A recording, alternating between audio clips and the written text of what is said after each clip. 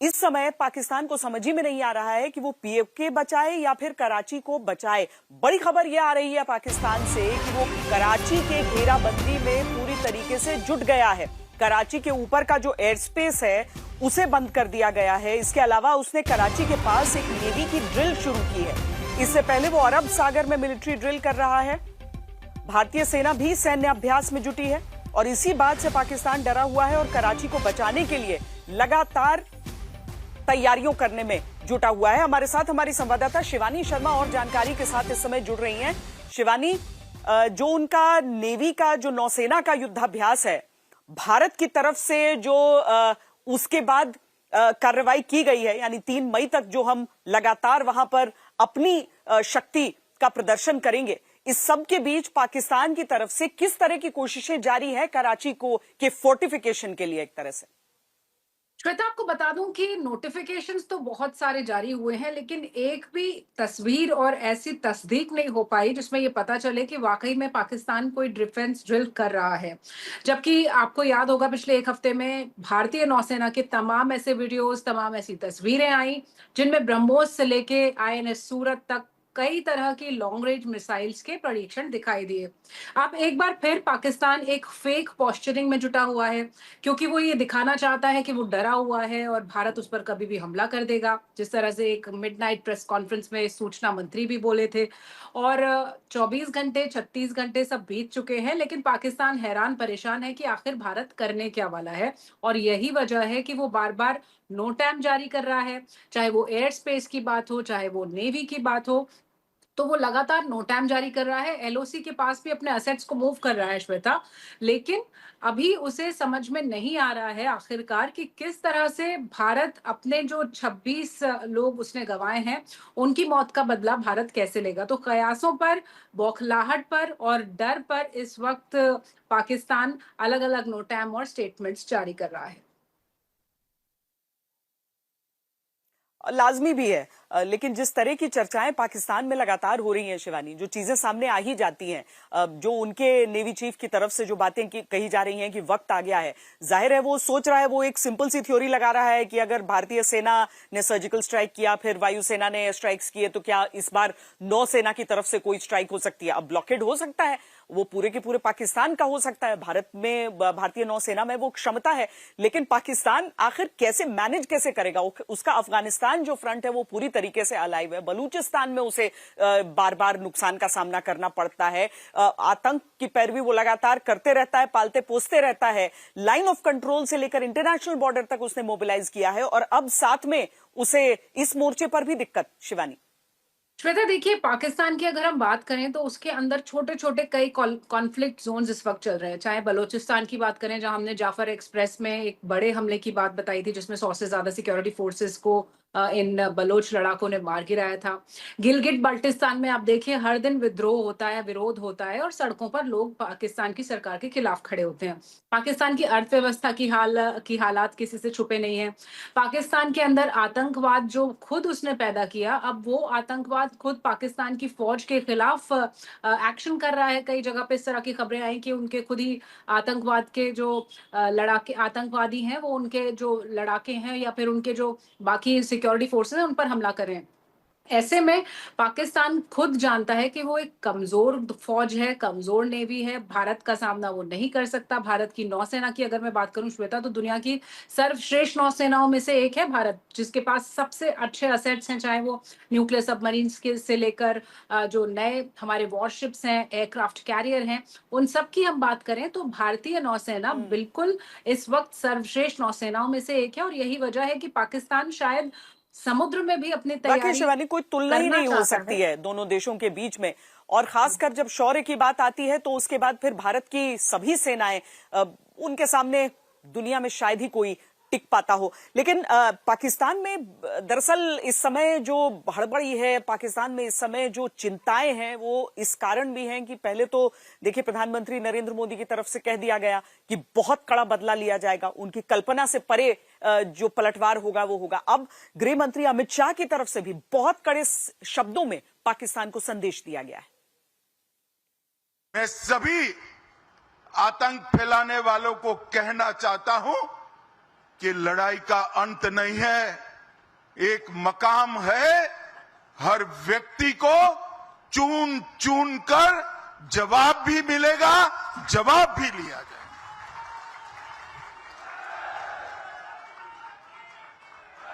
नरेंद्र मोदी जी के नेतृत्व में चाहे उत्तर पूर्व हो, चाहे वामपंथी उग्रवाद का क्षेत्र हो, चाहे कश्मीर पर पड़ी आतंकवाद की छाया हो, हर चीज का मजबूती के साथ हमने जवाब दिया है। और अगर कोई एक कायराना हमला कर ये समझता है कि हमारी बड़ी जीत है, तो एक बात मन से समझ लीजिए, ये नरेंद्र मोदी सरकार है, किसी को बख्शा नहीं जाएगा, किसी को बख्शा नहीं जाएगा। इस देश की इंच इंच भूमि पर से आतंकवाद को मूल समेत उखाड़ने का हमारा संकल्प है और वो सिद्ध होकर रहेगा। हर बार पाकिस्तान ने युद्ध की शुरुआत की, उसका अंत भारत ने किया, और पाकिस्तान को वो अंत हर बार का याद होगा, लेकिन सबसे ज्यादा उसे चुभी थी 1971 की हार, जब वो दो फाड़ हो गया था।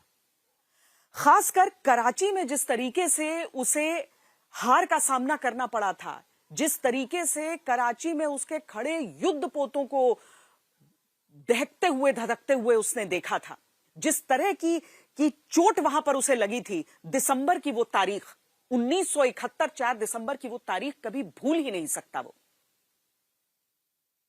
जलमेव यस्य बलमेव तस्य, यानी जो समुद्र पर नियंत्रण रखता है वह सर्वशक्तिमान है। भारत हिंद महासागर का रक्षक है, जिसमें वो जो चाहे कर सकता है। सवाल ये कि क्या 54 साल बाद एक बार फिर भारतीय नौसेना के आगे पाकिस्तान को घुटने टेकने पड़ेंगे? 4 दिसंबर का ये ऐतिहासिक दिन हमें आशीर्वाद देता है। हमारी भारतीय नौसेना ने विभिन्न अवसरों पर अपना पराक्रम दिखाया, चाहे वो गोवा के मुक्ति संग्राम हो या 1971 का भारत पाक युद्ध हो। क्या अरब सागर में इतिहास एक बार फिर दोहराने का वक्त आ गया? देश पहलगाम हमले के बाद पाकिस्तान के आतंकवाद के खिलाफ उबल रहा है। वहीं पाकिस्तान समंदर में भारतीय नौसेना की सक्रियता से 1971 की तरह फिर से खौफ में है, क्योंकि 4 दिसंबर 1971 की तारीख पाकिस्तान कभी नहीं भूल सकता। इसी दिन भारतीय नौसेना ने पाकिस्तान को सबक सिखाने के लिए ऑपरेशन ट्राइडेंट और ऑपरेशन पाइथन चलाया था। इस ऑपरेशन में 22 स्क्वाड्रन ने कराची हार्बर को तबाह करके 6 पाकिस्तानी वॉरशिप को डुबोकर दुनिया भर में भारतीय नौसेना की ताकत दिखा दी थी। इस ऑपरेशन को अंजाम तक पहुंचाने के लिए 2 दिसंबर 1971 को पूरा वेस्टर्न फ्लीट मुंबई से निकला। इस बेड़े में आईएनएस नेपाल, आईएनएस वीर और आईएनएस निर्घट शामिल थे। सभी पर 4-4 मिसाइलें थी। 4 दिसंबर की रात ठीक 10:40 पर आईएनएस निर्घट ने पाकिस्तान के जहाज पीएनएस खैबर पर पहली मिसाइल दागी। मिसाइल लगते ही खैबर हिल गया। उसमें मौजूद जवानों को पता ही नहीं चला कि हमला कहां से हुआ। उन्हें लगा कि लड़ाकू विमान से हमला किया गया है। पाकिस्तानी सैनिक कुछ सोच पाते तभी थोड़ी देर में दूसरी मिसाइल चलती है और खैबर डूब जाता है। एक रिपोर्ट के मुताबिक पाकिस्तानी नेवी के 222 जवान इस हमले में मारे गए थे। रात 11 बजे तब आईएनएस निपात ने पाकिस्तान के एमवी वीनस चैलेंजर और पीएनएस शाहजहां पर 2 मिसाइल दागी। वीनस चैलेंजर तबाह हो गया और पाकिस्तान के पीएनएस शाहजहां को बहुत नुकसान उठाना पड़ा। उधर 11:20 पर आईएनएस वीर ने पीएनएस मुहाफिज पर मिसाइल दागी। मुहाफिज तुरंत डूब जाता है और इसमें मौजूद 33 पाकिस्तानी सैनिकों की मौत होती है। इस बीच आईएनएस निपात कराची पोर्ट की तरफ बढ़ता चला गया। कराची पोर्ट पाकिस्तान के लिहाज से बहुत खास था, क्योंकि इसके एक तरफ पाकिस्तानी नेवी का हेडक्वार्टर है और दूसरी तरफ था तेल भंडार। आईएनएस निपात ने पोर्ट की ओर से 2 मिसाइल दागी थी। एक मिसाइल चूक गई, जबकि दूसरी सीधे तेल के टैंक में जाकर लगी।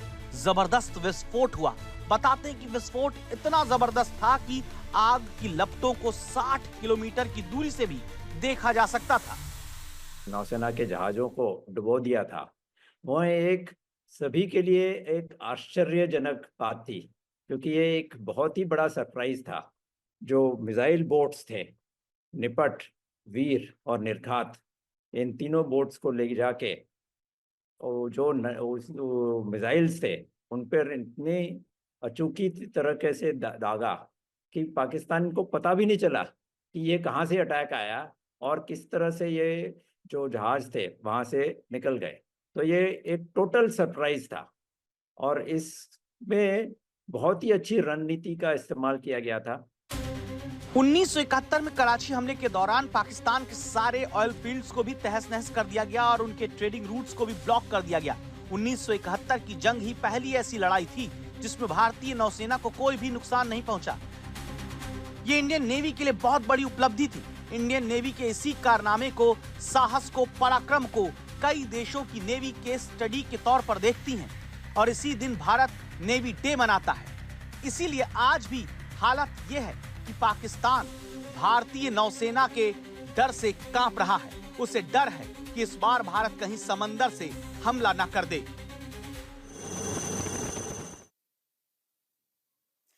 अच्छा, पाकिस्तान को डर केवल ये नहीं है कि भारतीय नौसेना हमला कर सकती है, पाकिस्तान को डर है उस ब्लॉकेड का, घेराबंदी का। एक तरीके से हम आपको समझाते हैं कि कैसे क्या क्या चीजों को लेकर वो इस समय बहुत ज्यादा डरा हुआ है। दरअसल आईएनएस विक्रांत अपने स्ट्राइक ग्रुप यानी डिस्ट्रॉयर, फ्रिगेट्स और एंटी सबमरीन शिप के साथ मिलकर पाकिस्तान के समुद्री रास्तों को ब्लॉक कर सकता है। अगर ऐसा हुआ तो पाकिस्तान के लिए यह घातक होगा, क्योंकि कराची पोर्ट पाकिस्तान की लाइफलाइन है। यहां से 70% पाकिस्तान का अंतर्राष्ट्रीय कारोबार और 80% तेल का आयात होता है। अगर आईएनएस विक्रांत ने इस पोर्ट को ब्लॉक कर दिया तो पाकिस्तान का ट्रेड बंद हो जाएगा, पाकिस्तान तेल के लिए तरस जाएगा। जंग की सूरत में पाकिस्तान के पास टैंक चलाने के लिए तेल नहीं होगा। इतना ही नहीं, कराची पोर्ट से तेल के अलावा दवाइयां और राशन समेत कई अन्य जरूरी सामान आते हैं। अगर ब्लॉकेड हुआ तो यह सब कुछ रुक जाएगा।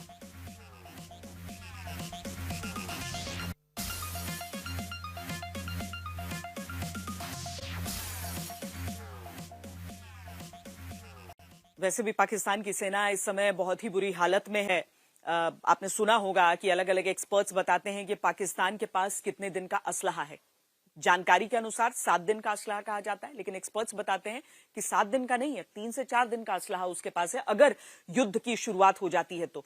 और ये इतना कम कैसे हो गया? इसीलिए क्योंकि जब रूस और यूक्रेन की लड़ाई शुरू हुई थी तो यूक्रेन को पाकिस्तान ने अपना असलहा बेचना शुरू कर दिया, क्योंकि पाकिस्तान में थी तंगी। अब उसको बेच दिया असलहा। भारत के साथ अगर युद्ध होता है तो वो असलहा लाएगा कहां से? लिहाजा केवल झूठ का प्रचार प्रसार कर रहा है।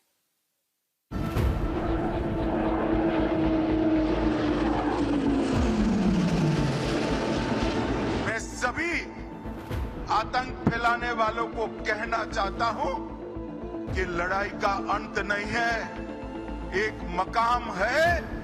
हर व्यक्ति को चुन चुन कर जवाब भी मिलेगा, जवाब भी लिया जाएगा। ये नरेंद्र मोदी सरकार है, किसी को बख्शा नहीं जाएगा। भारत के इन्हीं तेवरों ने पाकिस्तान की आंखों से नींद उड़ा दी है। बौखलाहट में पाकिस्तान के नेता कुछ भी बड़बड़ाए जा रहे हैं। एक तरफ पाकिस्तान गीदड़ भभकी दे रहा है, दूसरी तरफ उसके नेताओं को सोते हुए राफेल, सुखोई और मिराज के सपने आ रहे हैं। बात यहीं तक नहीं रुकती। पाकिस्तान खुली आंखों से यह भी देख लेता है कि कैसे राफेल को खदेड़ने के लिए उसके लड़ाकू विमान दौड़ पड़े। हालांकि दुनिया को बताते वक्त वो सच छिपाता है और डींगे हाँकता है। पीटीवी और रेडियो पाकिस्तान की तरफ से बताया जाता है कि एलओसी के पास भारत के 4 राफेल विमानों को पाकिस्तान ने पीछे हटने पर मजबूर कर दिया। वहीं भारत ने इन दावों को मनगढ़ंत, काल्पनिक बताकर खारिज कर दिया। पाकिस्तान को इस वक्त राफेल का डर खाए जा रहा है। पूरे पाकिस्तान में इसे लेकर खूब चर्चा चल रही कि पाकिस्तान इस कदर खौफ के साए में है कि इस बार उसे सबसे बड़ी मार मिलेगी।